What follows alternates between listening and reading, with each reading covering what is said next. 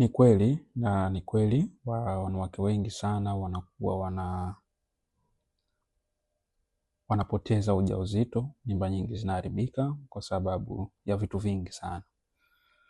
Imani zimekuwa ni nyingi sana ambazo zinapelekea ujauzito kuharibika, na watu wengi wanakuwa wanaamini katika vitu vingi. Wewe utasikia labda kuna kitu kafanyiwa, labda kuna kitu kimetokezea bila sababu ya msingi ya kitabibu.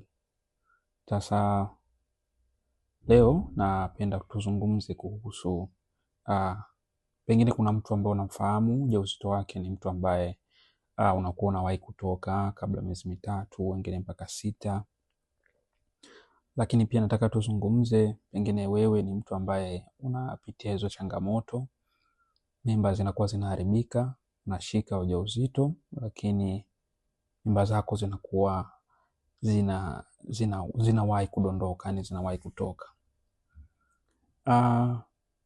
Kwanza karibu sana mdau wa afya, karibu sana kama ndo kwanza mara yako ya kwanza unafungua katika kurasa zetu, basi nikupe hongera kwa kuendelea kufuatilia kurasa zetu.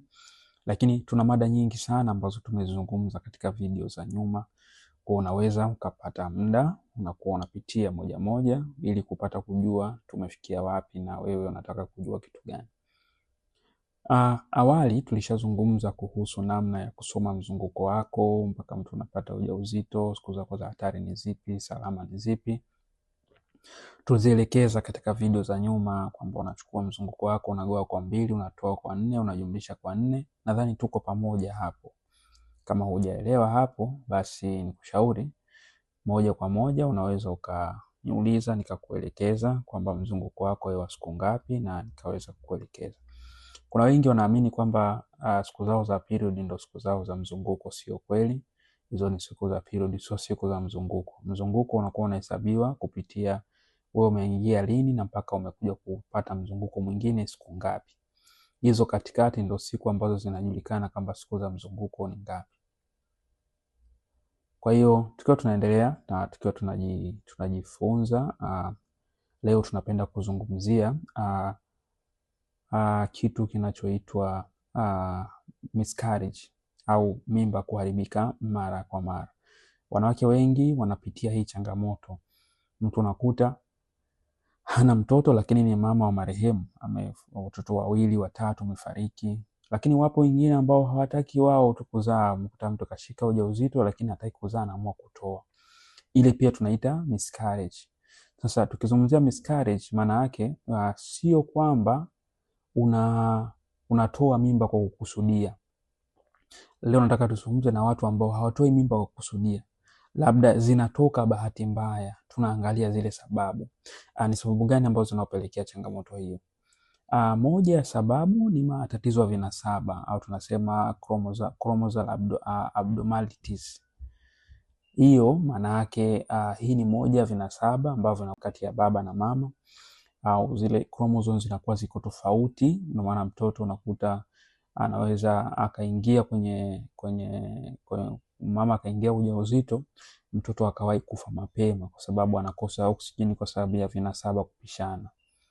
Yani unapokuwa mnataka kuoana ni vizuri zaidi mkapima vinasaba. Vinasaba vyenu vinaendana, damu zenu zinaendana, ili iwe rahisi kuweza kushika ujauzito na mtoto kufariki. Watu wengi wanaingia kwenye changamoto, nakuta wamechukuana bila kupima, bila kunini, na kupelekea matatizo yanakuwa ni mengi sana, na ndoa nyingi sana zinakuwa zinaharibika kwa utaratibu huo. Kwamba lazima mpime kwamba damu zinaendana, kama huyu A, huyu ni B, huyu ni ngapi, huyu ni O, ni vipi, unajua ni plus ni negative, unajua inakuwa ni rahisi kuweza kujua. Lakini pia sababu moja kubwa sana ni mabadiliko ya hormone, ambapo mwanamke anapokuwa anapokuwa mjamzito, anapokuwa katika zile wiki za kwanza, kwa mabadiliko ya hormone sana anakuwa anabadilika mwilini. Kwa hiyo kuna baadhi ya mabadiliko anakuwa wengine wanayapuuza, wanayaachia. Mtu anapata maumivu ya nyonga, kiuno, anapata maumivu ya unakuta tumbo, chini ya kitovu, unapata maumivu. Kwa hiyo hizo ni sababu ambazo zinazopelekea kwamba mabadiliko ya homoni yanakuwa na kupelekea unakuta mtu anaingia katika changamoto kubwa sana. Kizuri ni kwamba kwa watu ambao wanapitia hizi changamoto, tunalo grupu maalum ambalo la wanawake wajawazito ambao tunakuwa tunadiscuss kuhusu changamoto zao, kwamba we changamoto yako ipoje, bwana sasa hivi na wiki 28 na wiki 30 na wiki 40 na wiki ngapi, na mimi nimejifungua jana. Kuna grupu ambalo tayari umejifungua, tuna grupu lao. Kwa hiyo tuna magrupu ya aina zaidi mpaka 3 mpaka 4.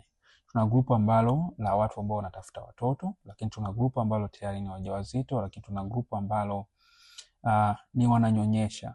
Kwa tunakuwa wote tunawaelekeza jinsi gani ya kutatua hizo changamoto zao.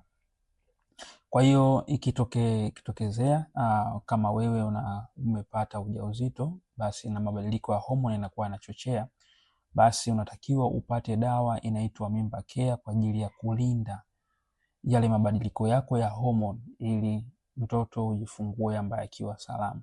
Watu wengi ambao tumewapatia hizi program za kulinda ujauzito hatua za awali au semester ya kwanza, tunakuwa wamepata matokeo mazuri zaidi, na watoto wamezaa watoto wakiwa na afya nzuri sana. Lakini pia sababu nyingine ni matatizo ya mfuko wa uzazi, na baadhi ya wanawake wanazaliwa na mfuko wa uzazi usio wa kawaida, au wengine hupata mwanamke ambaye anapata fibroid, basi anakuwa na hatari mimba kutoka, kwa sababu uvimbe unakuwa katika sehemu ambayo mtoto anatakiwa akue, lakini pia kuta ndani ya mfuko wa uzazi, labda kuna changamoto kwenye ukuta ndani ya mfuko wa uzazi, lakini pia makovu baada ya upasuaji au maambukizi. Kwa hiyo vitu vinakuwa vinapelekea mtoto kushindwa kushikilia au kushinda kukaza vizuri na kupelekea mimba kudondoka. Lakini pia tatizo mlango wa kizazi, tunaita cervix insufficiency. Maana yake huu ni mlango wa kizazi, lakini unakuwa ni kwa baadhi ya wanawake mlango wa kizazi hufunguka mapema kabla ya muda au bila uchungu. Unakuta mlango wa kizazi unakuwa unafunguka na kupelekea mtoto kuzaliwa mapema kabla ya wakati, na unakuta wale watoto wanakaa kwenye incubators. Sasa ukiwa wengine wanazaliwa 50% kwa 50%, wengine wanazaliwa ambao wanakuwa tayari wameshafariki, wengine wanazaliwa wanaingizwa kwenye incubator wanaishi, wengine wanazaliwa wanakufa, wengine wanazaliwa na nini, kwa sababu ya mlango kwani kuwa katika kutokuwa katika wakati. Yani tunazungumzia mfano wewe unataka kujenga nyumba, lakini ramani yako haiko vizuri. Ramani yako basi sehemu za kuweka nondo chini haujaweka, na unatarajia unatarajia nyumba yako wewe kuendelea kusustain au kuendelea kukua au kuendelea kupandisha juu ghorofa, hauwezi. Kwa foundation ndio inakuwa iko huko chini. Kwa lazima kwanza ujue kuweka hivi vitu vizuri, na utavilinda vipi? Ndio maana tumekuja na Mimba Care, kwa sababu inawasaidia wanawake wengi kurekebisha zile changamoto na insufficient zote ambazo walikuwa wamezimisi. Lakini pia tukiendelea tunakusudia pia kuna magonjwa ambayo yanasababisha damu kuganda. Wengi tunafahamu magonjwa ambayo yanasababisha damu kuganda, labda pressure, labda sukari, matatizo mengine kupelekea damu, basi mishipa mingine inakuwa inaganda, au stroke. Unakuta inapokuwa inaganda inashindwa kusafirisha oksijeni kufikia mtoto, na mtoto anatumia oksijeni kupitia kwa mama. Kwa hiyo mama anapokuwa anakosa oksijeni, au matatizo ya pumu, mama anapokuwa anakosa oksijeni, basi kile kiumbe chake tumboni kinawahi kufa. Lakini pia tukiangalia pia kuna maambukizi. Baadhi ya wanawake wanaweza kuongeza hatari ya mimba kutoka, ingawa si maambukizi ambayo yanasababisha hali hiyo. Ndio maana muhimu kupata matibabu mapema kwa maambukizi yale ya PID, miwasho, fungus, UTI. Tulishazungumza mara nyingi sana. Lakini pia kuna umri wa mama. Kadri umri unaozidi kuongezeka, wanasema kila baada ya miaka 35 ubora wa mayai unapungua. Kwa ubora wa mayai unapokuwa unapungua, basi hii inaongeza hitilafu ya chromosomes mwilini, na hivyo kuongeza hatari ya mimba kutoka. Tunakusudia mfano wewe unataka kujenga nyumba, lakini hujatumia nondo, labda unataka kujenga ghorofa, hujatumia labda nondo zile za kubwa zile, umetumia nondo zile nyembamba. Kwa hiyo unakuwa ubora wako wa nyumba unakuwa ni mdogo sana tofauti na mtu aliyotumia nondo kubwa. Lakini pia sababu kubwa sana ambayo ninabeba vitu vingi ni mtindo wa maisha. Mtindo wa maisha ni baadhi ya mambo yanaweza kuongeza hatari, ni kama kuvuta sigara, kunywa pombe kupita kiasi, lakini hata kunywa kidogo haifai, lakini pia matumizi ya dawa za kulevya, uzito uliopitiliza au uzito mdogo sana.